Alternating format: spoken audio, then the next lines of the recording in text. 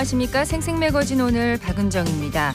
팔공산 자주 찾는 분들 많으실 텐데요. 이 팔공산 도립공원이 이르면 6월 5일 환경의 날을 맞춰서 국내 23번째 국립공원으로 승격할 전망입니다. 그동안 이 승격을 반대해온 지주와 주민들과도 최근 공원 안의 사유지 처리 방법에 대해서 어느 정도 공감대를 이룬 것으로 알려졌는데요. 팔공산이 국립공원으로 승격되면 공원 관리 비용이 국비로 지원되고 관광객 유입에 따른 지역경제 활성화는 물론이고 환경과 생태의 효율적인 보존도 기대할 수가 있습니다. 5천여 종이 넘는 생물에 2점의 국보와 25점의 보물까지 보유하고 있는 팔공산. 국가의 체계적인 관리 속에 보다 많은 국민의 사랑을 받는 지역의 명산이 되길 바랍니다. 3월 13일 월요일 생생매거진 오늘입니다. 먼저 안동과 포항, 울릉 연결해서 그곳 날씨와 소식 듣겠습니다. 안동입니다. 예천 등 경북 6개 시군에 한파주의보가 발효된 가운데 대부분 지역에서 아침 기온이 영하권으로 출발했습니다. 하루 만에 기온이 큰 폭으로 떨어지면서 다시 겨울로 돌아간 듯 공기가 무척 차가운데요. 낮 최고 기온도 전날보다 5도에서 10도가량 낮겠고 바람이 불면서 체감 온도는 더 떨어지겠습니다. 꽃샘추위는 내일 낮부터 풀릴 예정이니까 내일 출근길까지는 옷차림에 신경 써주시길 바랍니다. 지역 전통주인 안동소주 3개와의 역량이 집중되고 있습니다. 민속주 안동소주는 순곡 증류주로 신라시대의 기원을 두고 있고 무형문화재와 대한민국 식품 명인으로 지정돼 그 전통성을 이어왔는데요. 경북도는 안동시 전통주 제조업체 또 대학 등과 함께 안동소주 3개와 TF단을 구성해 구체적인 전략을 마련할 계획이고요. 안동에 안동소주 홍보관을 건립해 전 연령층이 즐길 수 있는 새로운 명소를 조성할 방침입니다. 이 밖에 도지사 인증 품질 기준 마련, 해외 바이어 발굴, 영국 스카치 위스키협회와 교류 강화에 나서기로 했습니다. 한편 이철우 경북도지사는 지난 주말 안동을 찾아 제조 현장을 둘러보고 안동소주 3개와 방안에 대해 논의했습니다. 지금까지 안동이었습니다. 이어서 포항에서 전해드립니다. 경북 동해안 지역은 오늘 아침 어제에 비해 기온이 10도가량 낮은 분포를 보이는 등 큰 폭으로 떨어지면서 춥게 시작했습니다. 낮에도 어제보다 쌀쌀한 날씨는 계속되겠는데요. 오늘 낮 최고 기온은 포항과 울진이 9도, 경주 11도, 영덕 10도를 나타내면서 전날에 비해 크게 낮겠고 바람이 강하게 불 것으로 보이니 유의해 주셔야겠습니다. 대기질은 미세먼지 농도 보통에서 좋음 수준을 보이겠습니다. 포항시가 육아지원 사각지대를 해소하기 위해 농어촌 지역 영유아를 대상으로 이동식 놀이교실을 운영합니다. 이동식 놀이교실은 어린이집이 없는 면 지역을 대상으로 장난감과 영유아용 도서 무상 대여와 함께 부모 대상 육아 지원 프로그램을 운영하는 사업인데요. 농림축산식품부의 2023년도 농촌 보육 여건 개선 사업 중 하나인 이동식 놀이교실 사업 대상으로 포항시가 지난해에 이어 2년 연속 선정돼 지난 2월부터 장난감과 도서 등을 무상 대여할 수 있는 놀이 차량을 투입해서 본격 운영하고 있습니다. 포항시는 효율적인 교실 운영을 위해 위탁 운영 기관인 사회복지법인 아이맘을 통해 영유아 지능개발 등 교육 효과가 기대되는 교구 자재용 장난감을 확충했습니다. 지금까지 포항이었습니다. 이어서 울릉입니다. 울릉도와 독도는 강풍주의보가 발효된 가운데 흐린 하늘 보이고 있습니다. 현재 기온은 어제보다 10도 낮은 3도, 습도는 58%입니다. 동해 중부 먼바다에는 서풍이 불면서 2에서 5m의 매우 높은 물결이 일고 있습니다. 오늘 여객선은 운항 통제됐습니다. 울릉공항의 활주로 길이가 늘어날 것으로 예상됩니다. 경북도는 지난 8일 국토부가 소형 항공운송 사업 등록 기준을 현재 50석 이하에서 최대 80석까지 허용하는 방안을 검토하고 있다고 밝혔는데요. 이와 함께 50인승 취향에 맞춰 건설 중인 울릉공항 활주로 길이 등에 대한 검토가 필요해 관련 용역을 진행하고 있다고 말했습니다. 울릉공항은 50인승 소형 항공기가 취항할 수 있는 소형 공항으로 건설 중으로 2026년 개항을 목표로 하고 있는데요. 활주로 길이도 50인승 소형 항공기 이착륙에 문제가 없는 1.2km로 돼 있습니다. 경북도는 울릉공항에 80인승이 취항하면 공항과 관광 활성화에 큰 도움이 될 것으로 기대하고 있고요. 용역 결과를 바탕으로 국토부 추진 과정을 지켜보며 대응할 방침입니다. 지금까지 울릉이었습니다.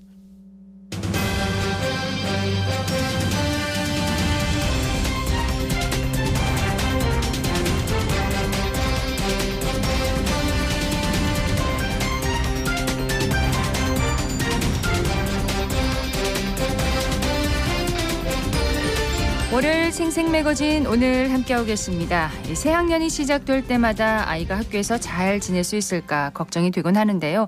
코로나19 이후 주춤했던 학교 폭력이 대면 수업 재개 이후에 다시 증가하고 있다고 하네요. 어떻게 대응해야 할지 또 필요한 대책은 무엇인지 대구 서부교육지원청 이유리 변호사와 함께 얘기를 나눠보도록 하겠습니다. 이 변호사님 어서 오십시오. 네, 안녕하세요. 안녕하세요. 교육지원청에 이 변호사가 이 근무를 하는 줄 이번에 처음 알았는데 구체적으로 어떤 일을 하시나요? 네, 우선 지원청이라는 개념을 처음 들어보신 분들도 많으실 것 같아서 제가 이 부분 잠깐 말씀을 드리자면 네. 대구광역시 교육청은 하급 교육행정기관인 4개의 교육지원청을 두고 있습니다. 4개의 교육지원청에서는 학교폭력 업무 등의 원활한 진행을 위해서 변호사를 두고 있고요. 지원청 소속 변호사가 하는 업무를 간단히 말씀드리자면 학교폭력 사안 처리 과정에 있어서 내부적으로 법률 자문을 하고 있으며 네. 학교폭력대책심의위원회의 심의 결과에 대한 불복 수단으로서 제기된 행정심판 혹은 행정소송 업무에 지원을 하고 있습니다. 네. 법률 자문과 또 행정심판이나 행정소송 업무에 지원을 하고 계신데 코로나19 이후에 좀 주춤했던 학교 폭력이 대면 수업 재개 이후에 또 다시 증가하고 있다면서요? 어느 정도인가요? 네, 이 부분에 있어서 2022년도 대구광역시 교육청 보도 자료에 의하면 대구 지역의 초등학교 4학년에서 고등학교 3학년 재학생 17만 365명을 상대로 학교폭력 실태 조사를 하였는데요. 그때 피해 응답률이 2021년에는 0.5%였던 데 반해서 2022년에는 0.8%로 총 0.3%포인트 증가한 것으로 확인이 되었습니다. 네. 아무래도 대면 수업 재개라는 점이 영향을 준 부분도 있을 것 같고 좀 학교 폭력과 관련된 제도 등이 정착화가 됨에 따라서 학교 폭력에 대한 이해도가 높아져서 신고 및 피해 응답률도 높아진 것이 아닌가라는 생각이 듭니다. 그런 분석을 할 수 있군요. 네. 유형별로도 보면 좀 다양하죠? 예, 아무래도 2022년에 조사된 내용으로 말씀을 드리자면 학교 폭력 유형 중에 언어폭력, 신체폭력, 집단 따돌림, 사이버폭력, 스토킹, 금품갈취, 강요, 성폭력 순으로 피해 응답률이 많았는데요. 네, 2022년 기준으로 전년 대비 증가한 유형으로는 신체폭력, 강요, 스토킹이 있었고 전년 대비 감소한 유형으로는 집단 따돌림, 금품갈취, 언어폭력이 있는 것으로 조사가 되었습니다. 이게 학교 급이 올라갈수록 또 달라지겠죠? 네네. 그래서 이 부분에 대해서 좀 피해 응답률부터 먼저 말씀을 드리자면 네. 초등학교가 1.6%, 중학교가 0.5%, 고등학교가 0.1%로 조사가 되었습니다. 그리고 아까 질문 주신 것처럼 학교 급의 특성에 따라서 자주 신고되는 유형도 조금씩 다르다고 하겠는데요. 일단은 저희 서부지원청 안에서만 한정해서 말씀을 드린다면 초등학생들은 주로 언어폭력 같은 사안이 가장 많이 일어나고 그다음에 신체폭력 같은 사안이 좀 많았습니다. 물론 중학생들 사이에서도 언어폭력, 신체폭력 등의 사안이 다수기는 하였지만 초등학생들에 비하여서 금품갈취, 강요, 사이버폭력 등의 유형도 등장하기 시작하고 고등학교는 상대적으로 학교폭력으로 신고되는 건수는 조금 적지만 성 관련 사안이 신고되는 경우가 있기도 하였습니다. 급이 올라갈수록 강도가 더 강해집니다. 그럼 혹시라도 내 아이가 학교폭력 피해를 당했다 이러면 어떻게 대처를 해야 할까요? 이 부분이 참 중요할 것 같은데요. 예, 맞습니다. 일단 내 자녀가 학교폭력 피해를 당하였다는 사실을 알게 되면 보호자들께서도 너무 놀라시고 상당히 혼란스러우실 거라고 생각이 그렇죠. 듭니다. 예. 내가 어떻게 해야 우리 아이를 보호해줄 수 있는지 우려도 많으실 거고요. 근데 일단은 절차 등에 앞서서 아무래도 보호자께서 아이에게 정서적인 지지를 보내주시는 게 우선이지 않을까라는 생각이 우선 들고요. 정서적인 지지요? 네. 그리고 아이가 또 피해를 보진 않을까? 학교에서 우리 아이가 보호받을 수 있는 방법은 무엇일까? 고민을 많이 하시게 될 건데 그런 점에서 학교를 통하여 학교 폭력으로 신고하시기를 일단 권유드립니다. 네. 그러면 학교에서 사안 조사 등을 진행하면서 우리 피해 관련 학생에게 필요한 도움이 무엇인지 그런 것들을 좀 심층적으로 파악하게 됩니다. 물론 보호자 입장에서는 이를 그렇게 키우고 싶지 않아요. 신고로 인하여 우리 아이가 또다시 보복을 받으면 어떻게 하나요? 이런 고민도 충분히 있으실 수 있다고 생각합니다. 예. 하지만 학교 폭력으로 상대 학생을 신고했다고 하더라도 반드시 심의위원회가 개최돼서 가해 관련 학생이 어떤 조치를 받는 것은 아니라고 할 것이고요. 만약에 학교에서 사안 조사를 해본 결과 자체 해결 요건에 모두 해당을 하고 네. 피해 관련 학생 측에서 자체 해결에 동의만 한다면 오히려 상대 학생과 대화를 통해서 원만하게 해결하는 기회를 가질 수도 있다고 생각을 합니다. 어쨌든 그 자녀가 학교 폭력 피해를 당했을 때는 일단은 정서적인 지시를 좀 해주고 네. 그다음에 학교를 통해서 학교 폭력으로 신고를 하기를 지금 권유를 해주셨습니다. 네, 근데 맞습니다. 반대로 우리 아이가 가해 학생이 될 수도 있잖아요. 예, 이렇다면 이런 경우면 어떻게 해야 합니까? 예, 일단은 또 우리 애가 가해를 했다면 다른 아이에게 어떤 가해를 했다면 그 역시도 정말 당혹스럽고 정말 만감이 교차하시리라고 생각이 들어요. 네. 예, 아무래도 학교로부터 우리 아이가 가해 관련 학생이 되었다고 연락을 받아서 인지하게 되셨을 건데요.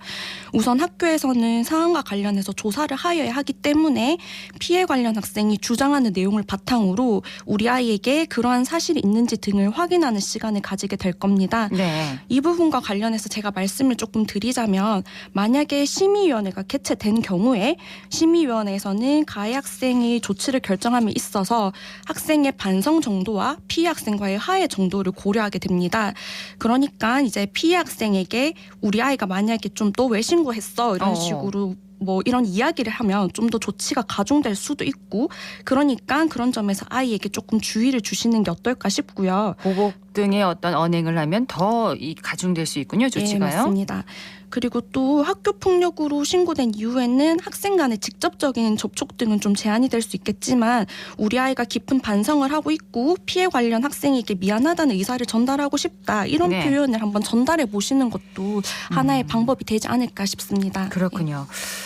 학폭위 조치는 물론 그 사안에 따라 다르겠지만 이건 과정이 어떻게 이루어집니까? 예, 학폭위 조치로는 일단 피해 학생에게 보호 조치가 내려질 수도 있고 가해 학생에게 선도 조치가 내려질 수도 있습니다.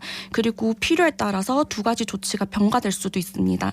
일단 간략하게 제가 설명을 드리자면 네. 피해 학생에 대한 보호 조치로서는 학교폭력 예방 및 대책에 관한 법률 제16조 제1항에 따라서 1호 학내외 전문가에 의한 심리상담 및 조언, 2호 일시 보호, 3호 치료 및 치료를 위한 요양, 4호 학급 교체, 6호 그 밖에 피해 학생의 보호를 위해 필요한 조치가 있고 가해 학생에 대한 조치로서는 동법 제17조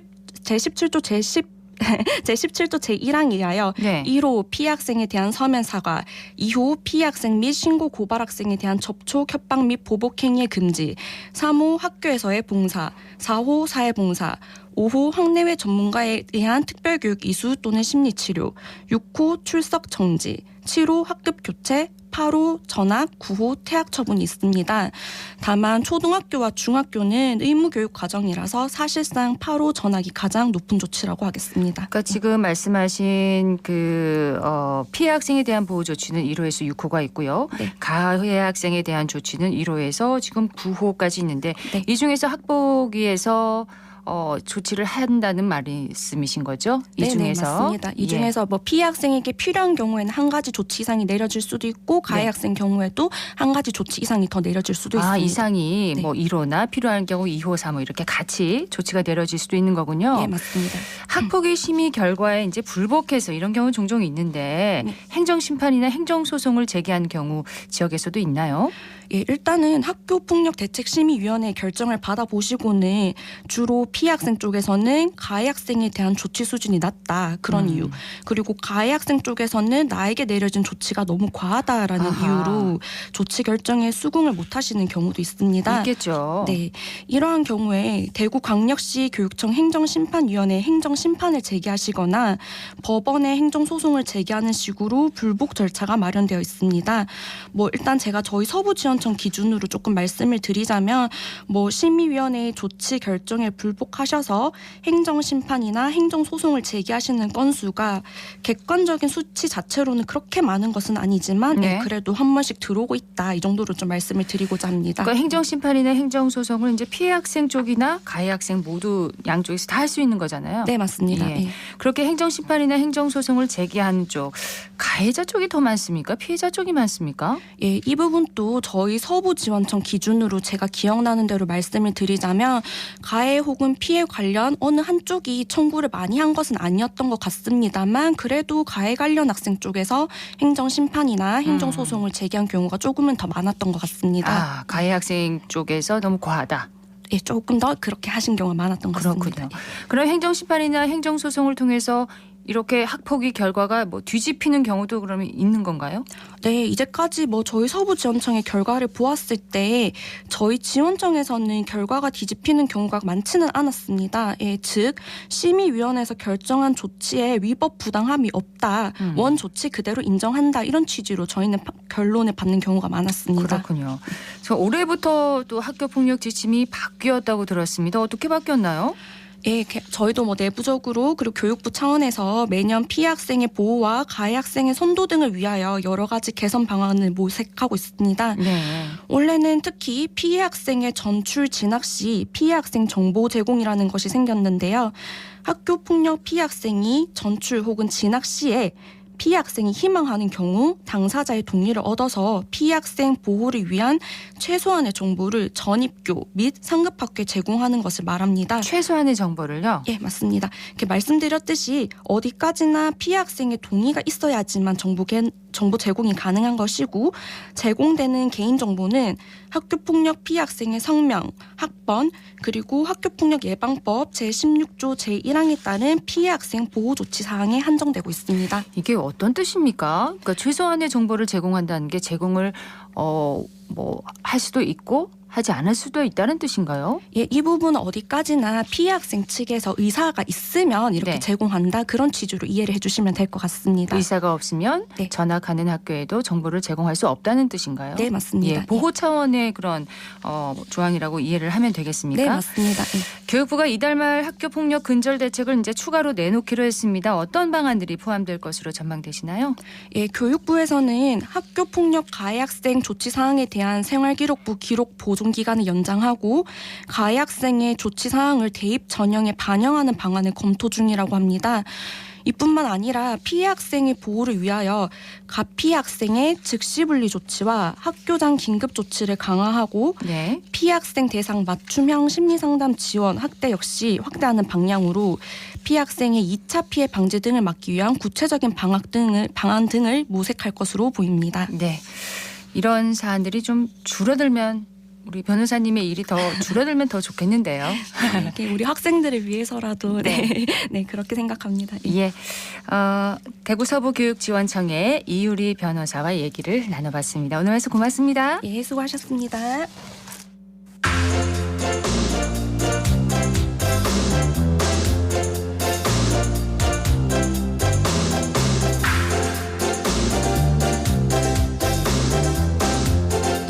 시 23분 지났습니다. 저희 KBS 대구 총국에서는 올해 1월부터 매달 셋째 주 월요일에 100세 건강 강좌를 열고 있습니다.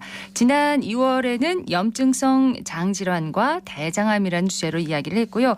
오늘입니다. 오늘 오후 2시 전립선암과 부인과 질환의 수술적 치료라는 주제로 강의가 이루어집니다. 자, 서한나 리포터가 대구 가톨릭대학교 병원에 방문을 해서 강의를 진행하는 교수님들을 직접 만나고 왔다면서요? 어서 오세요. 네, 안녕하세요. 이번 강좌에서는 전립선암과 부인과 질환의 여러 치료 방법 중에서도 수술적 치료에 대해서 중점적으로 다룰 예정인데요. 전립선암과 부인과 질환은 초기에 증상을 보이지 않는 경우가 많이 있다고 합니다. 건강검진이 꼭 필수인 질환인데요. 먼저 병원을 찾은 환자들을 만나봤습니다.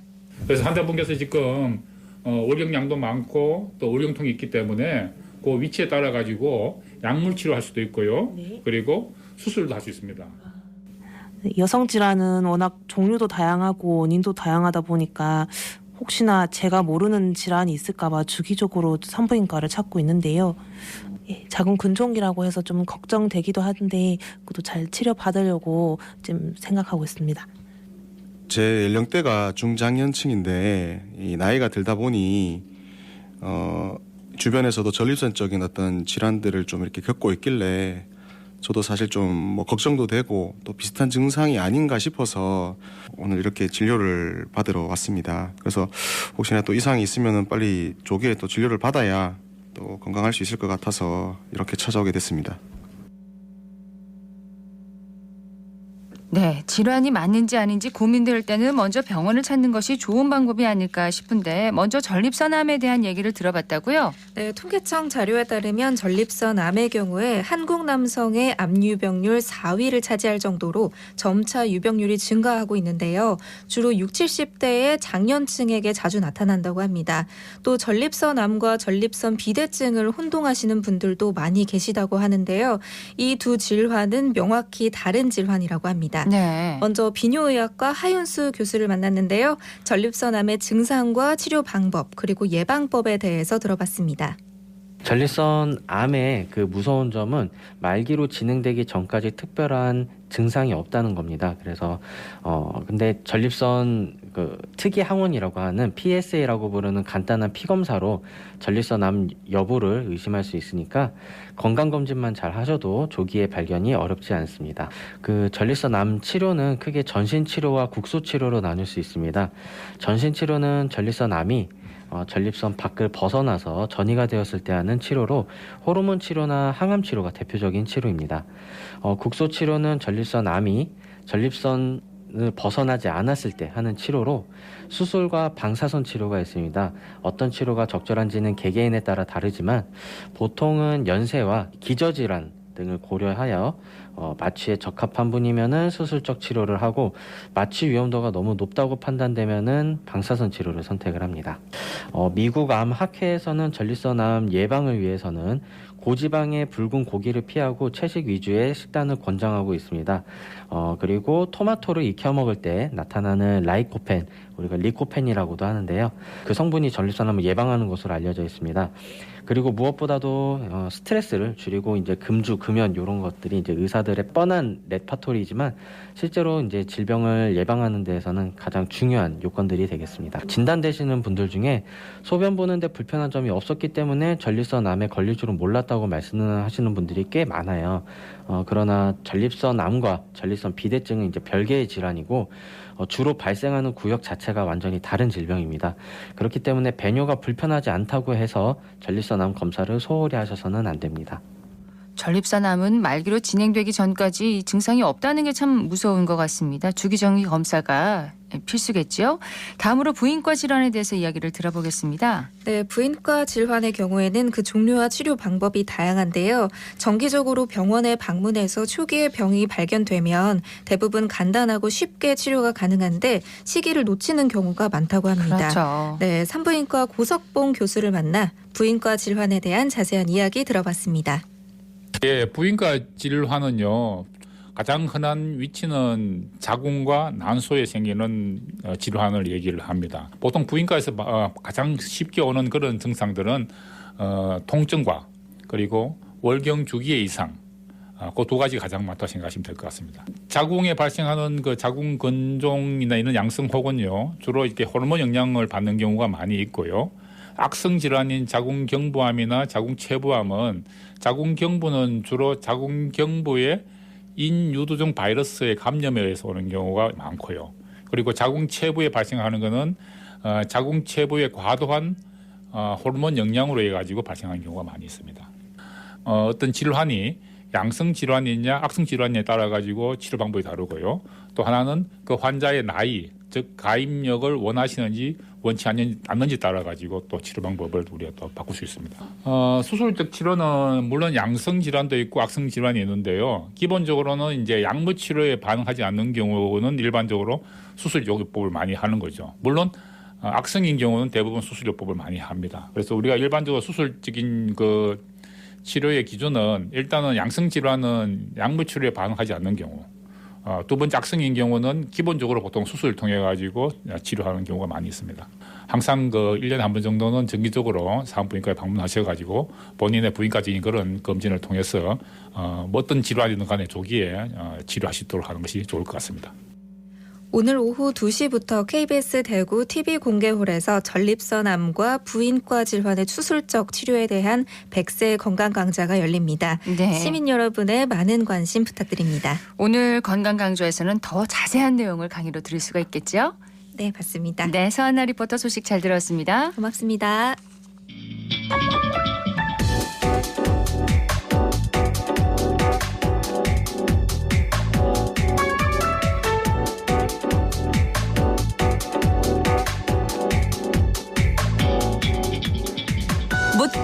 듣고 생각과 마음을 나누는 방송.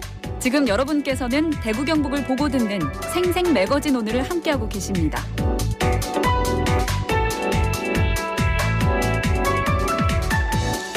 (3월 13일) 월요일입니다. 생생 매거진 오늘 함께하고 계십니다. 11시 30분 지났습니다. 기자의 눈으로 지역의 현안과 이슈를 들여다봅니다. 매시문 최원영 기자와 함께합니다. 어서 오세요. 네, 안녕하세요. 자, 오늘 주제는 소나무 재선충병에 대해서 얘기를 해볼 건데요. 소나무 재선충병이 대구 경북을 중심으로 지금 빠르게 확산하고 있다면서요? 맞습니다. 이 지난 2007년, 2014년 이후 이 9년 만에 이 소나무 재선충병이 최대 규모로 예측이 되면서 이 3차 대유행을 우려하는 목소리가 지금 커지고 있습니다. 지난해 재선충병 피해의 33%가 집중된 대구 경북도 비상이 걸렸는데요. 네. 대구시와 경북도에 따르면 이 올해 대구 경북의 재선충병 피해 예측치는 대구는 3만 3천 그루, 경북은 31만 그루입니다. 이게 모두 지난해보다 약 3배 정도 증가한 수치거든요. 3배나요? 네. 그래서 올해 대구 경북에 배정된 방제 관련 예산도 이 86억 원하고 600억 원으로 전년 대비 한 2배 정도 늘었습니다. 그렇군요. 자세한 내용으로 이제 넘어가기 전에 많이 들었습니다. 소나무 재선충병이라는 단어를요. 근데 어떤 건지 좀 간단하게 짚어주세요. 일단 가을이 아닌데 뭐 봄이나 여름에 이제 지나가다 보면 소나무가 빨갛게 변한 경우를 보신 적이 있으실 거예요. 빨갛게요? 이게 단풍이 아니고 이 소나무 재선충병에 걸린 소나무가 그렇게 보이는 겁니다. 잎이요? 그렇습니다. 네. 그러니까 1988년 10월 이 부산 금정산에서 이 소나무 재선충병이 국내에선 처음 발견됐는데요. 이 실처럼 생긴 0.6에서 1mm 의 작은 선충은 이 매개충, 이 솔수염 하늘소에 기생을 하면서 이 소나무를 감염시킵니다. 네. 재선충병에 감염된 소나무는 100% 말라 죽기 때문에 소나무 에이즈라고도 불립니다. 그렇군요. 네. 가을이 아닌데도 봄, 여름에 이제 소나무의 잎이 빨갛게 변하는 병, 무서운 병이라는 건데 이게 소나무 재선충병입니다. 올해 피해가 클 거라는 얘기죠, 그러니까. 예, 맞습니다. 산림청이 올해 소나무 재선충병 피해 규모를 상향 조정했는데요. 지난해 9월에는 1차 예측치로 78만 그루를 예상했습니다. 근데 방제 사업을 진행하면서 지난 1월 달 이제 2차 예측치로 93만 그루를 했는데 이게 20% 가까이 상향 조정한 겁니다. 예측치인 거죠? 예, 맞습니다. 이 예측치는 지난해 38만 그루와 비교하면 3배 가까운 규모고요. 2007년 137만 그루, 2014년 218만 그루에 이어서 이 올해 가장 큰 피해가 우려됩니다. 네. 지난 5년간 평균 감염 규모가 한 3, 40만 그루였는데 이것도 훌쩍 뛰어넘는 수치입니다. 예측치가 이제 지난해보다 벌써 3배 가까운 규모인데 네네. 실제 피해는 이보다 더 클 거라는 그런 우려도 있던데요. 예, 지역 시민단체 대구 안실련이 산림기술사를 통해서 추정한 올해 소나무 재선충병 피해 규모는 222만 그루인데요. 이 중에서 대구 경북이 110만 그루로 이제 절반을 차지합니다. 요 통계를 추정한 이 윤상갑 산림기술사 여부는 이 산림청이 피해 예측치를 상향을 했지만 이것도 너무 적게 잡은 거다라면서 이 표준지 조사를 통해서 이제 조사해 보니까 올해는 222만 그루 정도 된다고 이렇게 밝혔는데 이게 2014년 2차 대유행 당시 218만 그루를 뛰어넘는 그런 숫자입니다. 네, 올해 이렇게 재선충병 확산 조짐이 심각한 이유는 뭘까요? 예, 매개충 때문인데요. 올해 이렇게 3차 대유행 우려가 나오는 이유가 재선충은 매개충, 솔수염 하늘소로 옮긴다고 했잖아요. 네. 그래서 이 매개충이 활동하기 좋은 환경이 조성된 점이 대표적인 원인으로 꼽히는 겁니다. 올해가요? 예, 맞습니다. 이 매개충인 하늘소가 죽은 나무, 그러니까 고사목에다가 알을 낳고 그 유충은 이 4월에 우화해서 그러니까 성충이 돼서 본격적인 활동을 시작하는 건데요. 지난해부터 산불이 또 잦았고 죽은 나무가 크게 늘어나면서 또 건조한 날씨도 많이 이어졌잖아요. 그래서 올해 이 매개충인 솔수염 하늘소의 왕성한 활동이 예상이 되고 있습니다. 이게 산불로 인해서 또 이 재선충병이 확산되는 원인이 된 거군요. 맞습니다. 네. 그런데 아까 국내에서는 이 소나무 재선충병이 1988년에 발견됐다고 하셨잖아요. 근데 아직까지도 계속 확산하는 걸 보면 이게 방지하는 게 쉽지 않나 봅니다. 굉장히 어렵다고 볼 수 있는데요. 우리나라는 물론 미국, 중국, 일본, 대만 같은 여러 나라가 재선충 박멸법을 연구를 하고 있는데 아직까지 뚜렷한 해결책은 내놓지 못하고 있습니다. 그 사이 우리 산림당국이 이 농약을 활용한 화학적 방제를 기본으로 해서 이 제선충과의 전쟁에 나섰는데 35년이 지난 현재 제선충병 피해는 오히려 커지고 있습니다. 그렇군요. 예, 그래서 3차 대유행 우려하는 목소리가 계속 나오니까 이제 방제 방식을 전면 재검토해야 한다 이런 지적이 나오는데 이 화학적 방제를 중단하고 친환경 방제로 전환을 적극 검토해야 한다 이런 얘기입니다. 이렇게 과학기술이 발달한 요즘도 네. 35년이 지나도 제대로 된 이 제선충병 방제 방법을 지금 찾지 못하고 있다는 건데 네.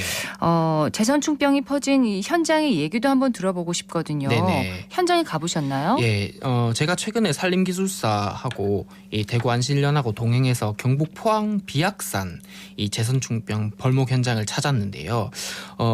이 각 지자체가 매개총 활동이 왕성해지기 직전인 이달 말까지 이 고사목을 베어내는 벌목 작업을 집중적으로 하고 있었는데 네. 이 현장도 그랬습니다.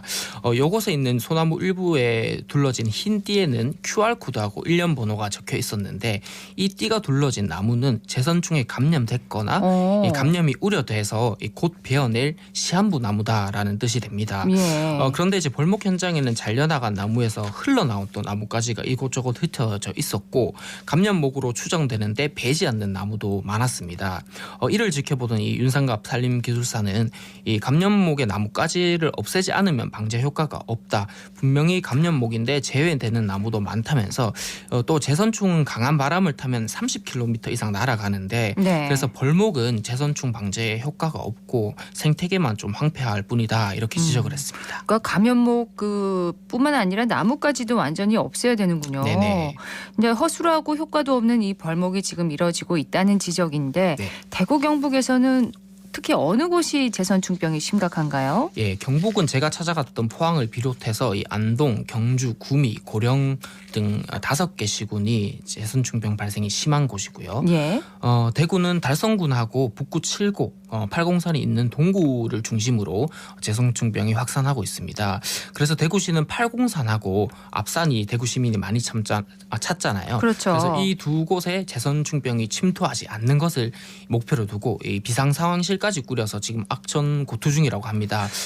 그런데 대구시 측은 이 제선충병에 대한 물리적인 방어가 사실 상당히 좀 어렵다면서 좀 이 어려움을 호소하기도 했습니다. 그러니까 바람을 타고 30km 이상 날아간다고 하니까 네. 정말 방제가 쉽지 않네요. 네. 그동안 우리 정부의 제선충병 방제 정책 평가는 어떻게 받고 있나요? 예, 결론적으로 대실패다 이런 평가가 나오는데요.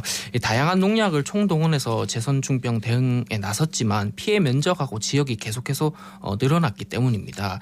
부산에서 국내에서 처음 발견된 제선충병이 현재는 강원도 최북단까지 올라왔고요. 피해 면적은 2017년 277만 헥타르에서 지난해에는 368만 헥타르로 늘었습니다. 같은 기간 피해 시군구도 115곳에서 137곳으로 증가했습니다. 그래서 이게 실패라고 볼 수 있는 거죠. 그러네요. 예, 정부는 지난 2015년에는 이 2017년까지 소나무 제선충병 완전 박멸하겠다 이렇게 목표를 했는데 이게 수포로 돌아갔고요. 지난해에는 방제 목표를 2030년까지 피해목을 10만 그루 이하로 관리하겠다 이렇게 바꿨습니다. 그러니까 방제가 실패했다는 건 결국 방법에 분명히 문제가 있다는 거네요. 그렇죠. 이제 산림당국의 방제 방식이 크게 3가지입니다. 벌채한 뒤에 훈증하거나 파쇄하는 거, 나무 주사를 놓는 거, 그리고 항공으로 이제 농약을 살포하는 거 이렇게 3가지인데요. 이게 모두 메탐소듐, 아바맥틴, 티아클로프리드 같은 이제 농약 성분을 활용한 화학적 방제입니다. 네. 특히 학계에서는 이 공중에서 이제 무작위로 살포하는 항공 방제를 중단해야 한다 이런 지적이 계속 나왔는데요. 이 부분에 대해서 정종철 공중학 박사는 이 대규모 항공 방제는 제선충뿐만 아니라 다른 생태계까지 무작위로 파괴한다면서 이 하늘에서 농약을 뿌리는데 제선충만 골라 죽이는 약은 세상 어디에도 없다. 그러니까요. 꼬집었습니다. 다른 나무에도 다 영향을 끼치지 않을까요? 그렇죠. 그래서 산림청도 지난달 22일 이런 이제 학계의 꾸준한 지적을 일부 받아들여서 헬기를 이용한 대규모 방제 중단하고 드론을 활용한 소면적 정밀 방제로 전환한다고 이렇게 발표했는데, 근데 드론 방제 역시 화학적 방제인 거는 변함이 없습니다. 그러니까 화학적 방제로 계속 지적해서 이제 하고 있는 건데 네. 일본도 소나무 제선충병 피해가 좀 크다면서요? 맞습니다. 소나무 제선충병이 세계에서 첫 보고된 일본은 이제 1977년 소나무 제선충 특별조치법까지 만들어서 이제 훈증, 나무주사, 약재살포 이렇게 대응했는데 근데 일본의 방제는 실패로 끝났고요. 네. 지금 일본 소나무는 거의 전멸 위기에 놓여 있습니다. 그렇습니까? 예. 우리 정부도 지난 2005년에 소나무 제선충병 방제 특별법을 제정하고 매년 농약을 총동원해 대응하고 있는데 이게 과거에 일본의 대응 방식과 많이 닮아 있습니다. 실패한 일본의 대처 방식을 분석하고 이를 보완하고 개선해야 한다 이런 목소리가 좀 힘을 얻고 있습니다. 네. 그러면은 아까 그 전문가의 말로는 네. 화학적 방법이 아닌 네. 친환경 방제로 전환이 필요하다 이렇게 네. 얘기를 했는데 그게 가능한 건가요? 근데 전문가들은 지금이라도 이제 다른 방식의 방제를 도입해야 한다라는 것에 대해서는 공감대를 형성하고 있는데 이 친환경 방제가 사실 효과를 보는 게 조금 힘들다고 합니다. 최근에는 이 친환경 방제법에 대한 유의미한 연구 결과도 나왔는데 네. 이게 화학적 방제의 효과를 넘지 못하는 게 문제입니다. 그래서 산림청도 친환경 방제의 효과가 더 뚜렷하기 전까지 전면 도입은 좀 어렵다 이런 입장입니다. 그러면은 친환경 방제 외에는 또 다른 방법은 없을까요? 예, 일단 예방적인 방제를 확대해야 한다 이런 지적이 나오는데요. 지금까지는 감염된 소나무가 이 갈변된 현상을 확인을 하고 그리고 나서 방제하는 이 후처리식 방식이었거든요. 네. 근데 이제 소나무가 갈변된 거를 봤을 때는 사람으로 치면은 2, 3기의 암 환자와 비슷해가지고 이때 방제에 들어가면 좀 기본적으로 효과를 거두기가 어렵다 이런 설득입니다. 이미 그래서 이제 진행이 시작됐다는 그쵸. 뜻이니까요. 예. 그래서 소나무가 제선충에 감염되기 아예 전에 감염 경로를 이제 미리 예측을 해가지고 이 지역은 좀 위험하다 이렇게 구분되는 것은 미리 이제 좀 방제를 진행해야 한다는 그런 얘기인데요. 네. 이 예방적 방제라는 거는 좀 효과가 당장 나타나지 않을 수는 있습니다. 화학적 방제에 비해서. 그래도 이제 제선충병을 막으려면 향후 한 20년, 30년을 길게 보고 이런 예방적인 방제를 진행해야 한다는 지적이 설득력을 얻습니다. 소나무가 줄어드는 현상은 뭐 자연스러운 변화로 받아들여야 한다 이런 목소리도 있던데요. 예, 한반도 기후가 점차 온난해지잖아요. 그래서 그렇죠. 소나무가 식생하기 어려운 환경이 기본적으로 조성되고 있다 그런 설명입니다.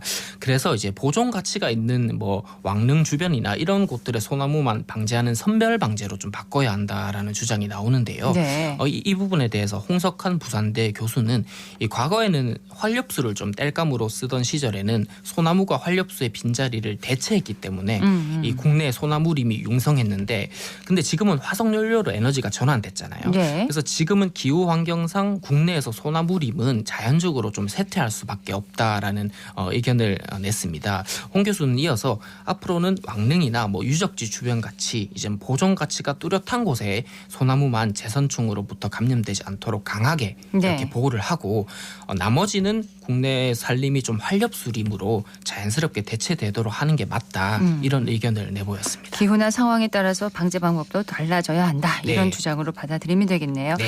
소나무 제선충병 대유행을 우려해서 방제 방법에 대한 논란 오늘 함께 얘기를 나눠봤습니다. 매일신문의 최원영 기자였습니다. 고맙습니다. 네, 감사합니다.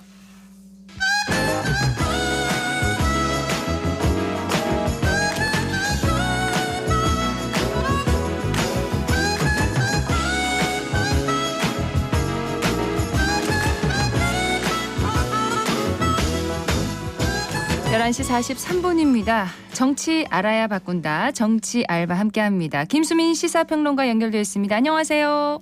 네, 반갑습니다. 반갑습니다. 이재명 대표가 경기도지사 시절에 비서실장을 맡았던 전모 씨가 극단적인 선택을 하면서 정치권에 큰 파장이 일었는데요. 검찰 수사 책임론과 이재명 대표 책임론 둘 다 지금 불거져 있는 그런 상황이에요. 네, 검찰에서는 고인에 대한 소환 조사 한 차례밖에 없었고 다른 출석 요구 같은 건 없었다고 얘기를 했는데요. 구체적으로 과잉 수사가 있었는지 아니면 검찰 조사에 대한 추상적인 압박이나 억울함이었는지 이 부분은 규명을 분명히 해야 될 사안으로 보입니다. 예. 다만 다른 사람이 아니라 이재명 대표가 검찰 수사에 책임을 돌리는 것 좋은 평가를 받기는 어려워 보이고요. 고인 유서에서도 모든 건 내려놓으시라라는 말이 들어갔다라고 알려져 있기 때문에 사실 또 이 대표 의혹 관련 사망자가 이번에 5번째입니다. 그렇습니다. 검찰 수사에 문제가 있었다 하더라도 고인 사망 소식 다음 날 오전에 검찰 비판에 나선 것은 책임 전가라는 비판을 받을 수 있기 때문에 민주당이나 이 대표 입장에서 좀 유념해야 될 대목이 아닌가 그렇게 보여집니다. 예. 이재명 대표는 윤석열 정부의 강제동원 해법을 규탄하는 집회에 참석해서 또 초강경 발언을 쏟아냈습니다. 네, 그만큼 한일 관계가 인화력이 센 사안이고 윤석열 정부에게 큰 리스크가 될 수 있을 것 같은데요. 이재명 대표가 야당 대표로서 원론적으로 여기에 큰 사활을 건 것도 있겠고, 두 번째는 본인의 사법 리스크 문제 극복에 또 한편으로는 맞대응 카드로 이것을 꺼내 들었다라고 볼 수 있겠습니다. 개묘국치다, 호갱 외교다, 굉장히 강한 표현들을 이재명 대표가 구사를 했는데요. 또 한편으로는 이재명 대표는 이 사안에서 법적 배상을 고수를 하고 있는데, 이것은 문재인 정부의 예전의 해법이었던 1+1, 그러니까 한국과 일본의 기업이 지원을 하는 이 안과도 또 다른 안입니다. 그렇군요. 여기서 유의해야 될 대목은 법적 배상이냐 배상 폭이냐 이 이분법에 들어갈 수 있는 사안이기 때문에, 그리고 민주당 정부 때 어쨌든 해결을 못했던 그런 측면도 있습니다. 예. 그렇기 때문에 민주당 입장에서는 성찰 그리고 후속책을 진지하게 고심을 해서 정부를 압박할 방법을 찾아야 될 것 같습니다. 이 윤석열 정부의 강제동원 해법과 관련해서 이 KBS가 여론조사를 했는데 국민들이 어떤 질문에 어떻게 답했는지 한번 살펴볼까요? 네, KBS가 한국리서치에 의뢰해서 3월 7일부터 8일까지 전국 만 18세 이상 1000명을 대상으로 조사를 했습니다. 오차 범위는 95% 신뢰 수준의 플러스 마이너스 3.1%포인트고요. 행정안전부 산하재단이 일본 전범 기업 대신에 배상금을 지급하는 방안에 대해서 응답자의 53.1%가 잘못한 결정이라고 했습니다. 네. 잘한 결정은 39.8%에 그쳤고요. 미래지향적 한일 관계에 도움이 된다 46.1%, 도움이 안 된다 51.5%로 상대적으로 팽팽한 답변이었습니다. 그리고 한국 정부가 배상금을 일단 지불한 다음에 일본 기업의 구상권을 청구하는 방안에 대해서는 72.5% 압도적인 찬성률이 높았고요. 반대는 22.7%였습니다. 예, 이 결과를 어떻게 해석할 수 있을까요? 네, 이번 강제동원 해법에 대한 긍부정 평가율이 윤 대통령에 대한 긍정 부정 평가하고 거의 겹치는 측면이 분명히 있습니다. 정부 부정 평가가 높기 때문에 해법에 대한 부정 평가도 따라서 높은 측면도 있겠고요. 네. 다만 정부의 긍정 평가전 해법에 대해서도 긍정 평가하고 넘어갈 수도 있다라고 하는 것 때문에 윤 정부가 이 사안으로 굉장히 큰 충격을 받지는 않을 거라고 보여지는데요. 다만 부담이 될 수 있는 것은 부정 평가층의 부정 강도가 이번 일로 강화될 수 있다라고 하는 것. 네. 그리고 미래지향적 한일 관계에 도움이 된다라는 응답이 꽤 높게 나타났는데요. 해법에는 부정적이지만 앞으로 잘 풀렸으면 하는 그런 여론이 분명히 있겠죠. 그렇죠. 다만 여기서도 주의를 해야 될 것은 정부가 그냥 배상금을 대신 내는 것이 아니라 일본 피고 기업의 구상권을 청구하는 방안, 이 찬성이 굉장히 높다라고 하는 것입니다. 네. 그렇다면은 이번 해법에 대해서 잘했다고 보는 국민들 일부조차도 구상권 청구에 동의를 하는 것이고, 결정적으로 향후 일본 사회의 태도가 굉장히 중요하게 작용할 것이다. 네. 이렇게 예상을 해볼 수 있습니다. 그런데 일본 외무상이 강제동원을 부정하는 발언을 내놨습니다. 이번 주 한일 정상회담이 있을 예정인데 영향을 끼칠까요? 네, 강제동원 배상 문제는 일본 쪽에서는 1965년에 한일 청구권 협정으로 종식됐다라고 하는 게 공식 입장이었습니다. 예. 근데 이번에 강제동원이라는 것을 부정한 것은 협정의 해석하는 차이 정도가 아니라 식민지 시절 있었던 비인도적인 행위에 대한 부인까지로 커져버린 상황인 거거든요. 예. 그렇다면은 사실 이번에 일본 정부라든지 일본 기업의 사과도 없는 상황에서 다시 상처에 소금을 뿌리는 이런 행동을 명백하게 일본 정부가 한 것이고요. 이번에 한일 정상회담에서도 일본의 가시적인 양보라든지 이런 것들이 경제나 안보 분야에서 나오지 않는 경우, 또는 이번 강제동원 배상 문제에 대해서 일본 측의 추가적인 자발적인 해법 이런 것들이 나오지 않는다면 네. 굴욕 외교다라는 지적은 당분간 나올 수밖에 없을 것으로 보입니다. 굴욕 외교다. 그런가 하면 한일 정상회담을 앞두고 대통령실이 강제동원 해법의 당위성을 강조하는 이 쇼츠 동영상을 이제 공개하기도 했는데, 이런 여론전 어떤 효과를 가져올 수 있을까요? 네, 일단 사람들이 어디에 분노하는지 알 필요가 있을 것 같은데요. 정부에서는 제3자 변제하는 옳다라고 주장을 하고 있는데, 국민들은 제3자 변제 자체가 틀렸다라고 분노하는 것이 아닙니다. 왜냐하면 일본 기업의 도의적 참여 지원 이런 것조차 없기 때문에 거기에 더 크게 분노를 하는 것이겠고요. 그리고 최근에 국민의힘의 정진석 비대위원장이 문희상 전 국회의장이 제안했던 그 안에서 출발했다는 취지로 얘기를 했지만 그랬죠. 이른바 문희상 안에서는 한일 양국의 기업과 정부의 책임이 다 들어가 있습니다. 이번에 윤석열 정부와는 전혀 다른 안이라고 봐도 무방한 것이기 때문에 네. 이 점에 대해서는 국민들이 차이를 알 것이라고 봐야 될 거고요. 그리고 한국 기업이 자발적으로 내놓는 것만으로 충분한가 이 의문이 있는데 이것도 자칫 박근혜 정부의 미르재단처럼 될 수 있다는 지적 분명히 인식을 할 필요가 있겠습니다. 네. 그리고 최악의 경우는 다음 정부가 구상권 청구 카드를 꺼내들 수도 있다라고 하는 것이거든요. 그렇다면 현재로서는 한국 정부는 자화자찬을 삼가고 또 일본 정부나 기업은 추가적인 조치를 내놔서 예. 그나마 좀 협상과 타협의 가능성을 높이는 것이 중요할 것이고 또 정부 입장에서도 이번 결과에 대해서 나름 확신이 있겠더라도 그래도 피해자들의 한이라든지 이런 것들을 풀지 못한 것은 분명하게 인식을 하고 예. 국민들에게 사과나 입장 표명을 할 필요는 있겠다라고 보여집니다. 자, 국민의힘 전당대회 결과 얘기로 넘어가 보겠습니다. 결선 투표 없이 1차 투표에서 이제 과반을 득표한 김기현 대표의 압승이었어요. 네, 사실은 50% 미만 득표로 결선 투표로 가게 되면은 윤 대통령까지 크게 타격을 받는 상황이었습니다. 이번 전당대회가 사실상 대통령 신임 투표 성격을 띠도록 리스크가 큰 쪽으로 진행이 되어 왔기 때문에 그래서 1차에서 과반을 득표한 것이 김기현 후보의 영광의 승리라기보다는 친윤 세력의 마지노선을 지켜낸 것이다. 이 정도로 봐야 될 것 같고요. 네. 그리고 국민의힘 입장에서 성과라고 한다면은 투표율이 높다라고 하는 것입니다. 서류로만 남아있는 페이퍼 당원의 시대는 갔다라고 볼 수 있겠고 그 점에서 100% 당원 직선 투표의 기관도 확인을 했다라고 볼 수 있는데요. 다만 당원 투표제는 당원이 지지층 전반을 두루 대변할 때 가능하다는 것 이것도 국민의힘 당원들이 명심할 필요가 있겠습니다. 예. 자, 이번 경선에서 패배한 정치인들의 미래는 어떨지요? 단적으로 안철수 의원 그리고 이준석 전 대표에게 이목이 모아지고 있습니다. 네, 두 사람 다 타격을 받았다고 볼 수 있겠고요. 안철수 후보는 애매모호한 입장 때문에 그 타격이 더 커 보인다. 그리고 앞으로 라이벌들이 추가적으로 등장하는 대선 후보 경선 레이스는 더 힘들어질 것이다라고 일단 전망을 해볼 수 있습니다. 예. 또 이준석 전 대표는 더 큰 타격을 받았는데요. 그가 지원한 경선 후보들의 득표율이 다 20% 미만이었습니다. 대중 경선이 아니라 당원 경선이었기 때문에 후보들 인지도가 낮았다는 것을 핑계로 댈 수는 없을 것 같고요. 예. 그리고 20% 미만 지분인 동시에 다른 파벌과 연결되지 않는 고립된 소수파라는 점, 이 점이 이준석계에겐 좀 뼈아픈 결과로 남을 것 같습니다. 네, 국민의힘 전당대회 결과 얘기까지 오늘 여기까지 듣겠습니다. 고맙습니다. 네, 감사합니다. 지금까지 김수민 정치평론가였습니다.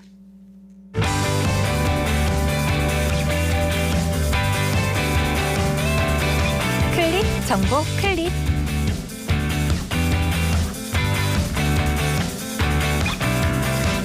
네, 어제 오후 비가 내리면서 건조함은 잠시 해소가 됐는데요. 이번 주에는 비 소식이 없어 다시 건조한 날씨가 이어지겠습니다. 한편 지난 토요일에는 또다시 대구 압산에서 원인을 알 수 없는 산불이 발생해 산림 1헥타르가 불에 탔는데요. 지난 4일이었죠. 같은 곳에서 불이 나 4시간 만에 진화가 됐습니다. 작은 불씨가 큰 불로 이어질 수 있습니다. 항상 조심하고 또 조심해야겠습니다.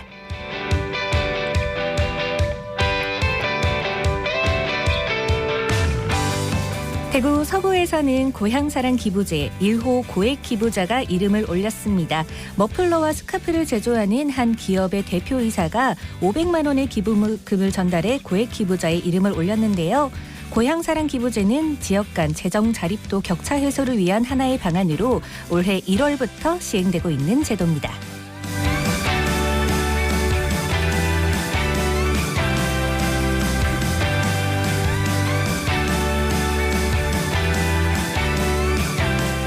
즐거운 봄축제 소식이 들려오고 있습니다. 먼저 벚꽃이 만개하는 4월 초중순에는 벚꽃 관련 축제가 열릴 예정인데요. 동구 팔공산 일대에서는 4월 6일에서 9일까지 다시 봄 꽃바람이라는 주제로 벚꽃 축제를 개최합니다. 축제는 해설사와 함께하는 팔공산 걷기 여행과 봄나물 비빔밥 축제가 마련되고요. 서구에서는 와룡산와 봄축제라는 주제로 한울타리 벚꽃 축제를 기획하고 있습니다. 지난해까지 코로나19로 인해 비대면으로 개최됐지만 올해는 대면으로 열릴 예정이라고 하고요. 남구에서는 매년 4월에 개최하던 압산축제를 5월로 변경했습니다. 이번 축제는 반려동물까지 참가를 허용한다고 하니까요. 기대해도 좋을 것 같네요.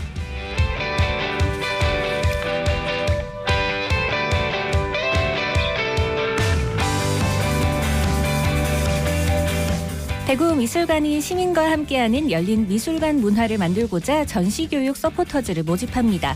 전시 서포터즈는 전시에 따라 분기별로 모집 운영하는데요. 1분기 2개월 동안 활동한 전시는 이건희 컬렉션 특별전으로 주중과 주말에 하루 3시간 활동이 가능한 20세 이상의 성인이면 누구나 신청이 가능합니다. 이 교육 서포터즈는 미술관 교육에 관심 있는 청년 19세에서 39세 중 장기적으로 지속적인 활동이 가능한 10명을 모집하는데요. 이 청년을 대상으로 다양한 경험과 미술관 실무 경험을 제공하기 위한 것으로 관련 전공자의 경우는 우대를 하고요. 우선 10개월간 활동이 예정되어 있다고 합니다. 그리고 모집 기간이 있습니다. 전시 분야는 3월 23일 오후 5시까지, 교육 분야는 3월 30일 오후 5시까지고요. 자세한 내용은 대구미술관 홈페이지에서 확인하시면 되겠습니다.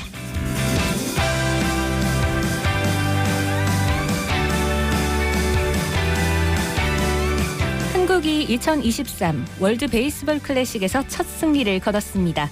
앞선 호주전에서는 7대8로 패했고 일본전에서는 4대13으로 연이어 패배의 쓴맛을 봤는데요. 체코전에서의 승리로 8강 진출의 불씨가 잠시나마 살아있게 됐습니다. 1승 2패를 기록하면서 오늘 오후 7시 중국과 최종전을 남긴 대한민국은 호주와 일본전, 호주와 체코전 경기에 따라 실점률을 따져 8강 진출 여부를 가리게 됩니다. 지금까지 클릭 정보 클립 윤가영이었습니다.